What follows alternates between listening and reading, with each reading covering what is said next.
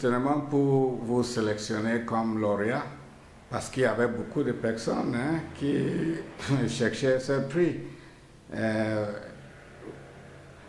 Vous aviez quand même envoyé les émissions à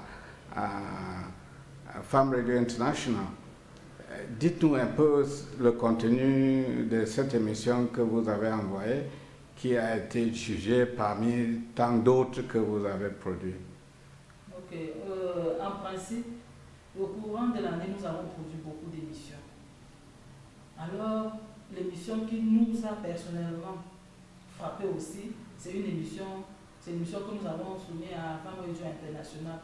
Ça parlait de l'agriculture biologique. Parce que nous avons constaté que nous suivons dans les médias, les télés, les radios, que beaucoup de maladies aujourd'hui, c'est parce qu'on consomme les produits chimiques. Il y a beaucoup de maladies parce qu'on ne cultive plus bio. Alors, il y a une dame d'une ONG qui est venue à Baranté pour former, qui est venue dans le département du Nez pour former les agriculteurs sur qu'est-ce qu'il faut utiliser et comment cultiver bio et maintenir sa santé. Là, cela nous a intéressés parce que c'est une question de l'heure. Nous avons donc produit une émission sur l'agriculture biologique. Et c'est ça que nous avons soumis à Femme Radio, à Radio Rurale Internationale.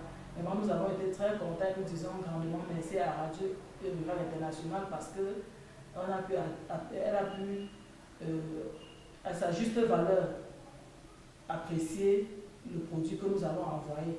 À notre niveau, nous-mêmes, nous avons vu que on touchait toutes les cibles, que c'était une question de l'heure et que c'était une émission qui allait aider beaucoup de gens à ne pas tomber malade s'ils pratiquaient ce que nous avons dit.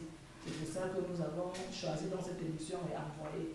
Donc comme cela a reçu l'assentiment de Radio Rurale Internationale, nous en sommes très reconnaissants et disons merci à Radio Rurale Internationale et leur disons que leur promettons de continuer à travailler davantage dans tous leurs programmes.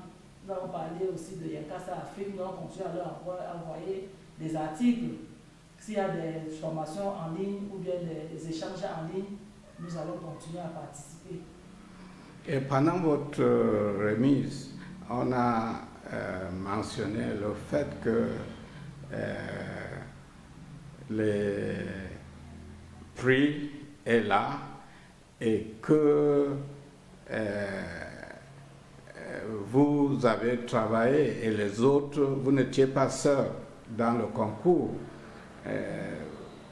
Vous donnez un message aux autres stations radio qui n'ont pas postulé. Quel est le message et quel message que vous donnez à ceux qui ont aussi été sélectionnés comme vous étiez le premier parmi les premiers, les 10 sélectionnés?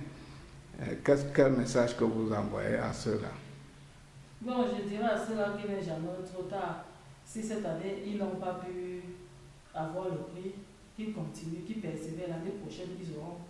Mais ça ne veut pas pourtant dire que l'année prochaine, je ne vais pas continuer à postuler. L'année prochaine, je serai encore là, mais déjà, je leur dis aussi félicitations et qu'ils étaient déjà sur la bonne route, qu'ils n'ont qu'à continuer et ils recevront un prix. Et aux autres qui n'ont jamais postulé, je leur dirais qu'il n'est jamais trop tard et de ne pas se sous-estimer. Parce que si je disais, les émissions viendront de partout, est-ce que c'est mon émission pourra même être ridicule? Si je disais cela, ce que je n'allais jamais envoyer. Donc il faut aussi par moment oser. Dire qu'on est en train de tout faire pour tendre à la perfection. Donc, par conséquent, il faut participer à ce genre de concours pour se mesurer aux autres aussi. Et Femme Radio envoie pas seulement le diplôme, mais le prix cash. Vous pouvez dire à ceux qui écoutent combien de dollars canadiens qu'on donne à tous ceux qui gagnent le prix? Oui, à tous ceux qui gagnent le prix, Femme Radio donne une récompense en dehors du certificat. Oui. Femme Radio offre 500 dollars canadiens et à côté 250 dollars canadiens pour organiser la cérémonie, pour immortaliser cette cérémonie internationale. Voilà. Donc, merci à Femme Radio. Merci à Femme Radio. Que vive voix.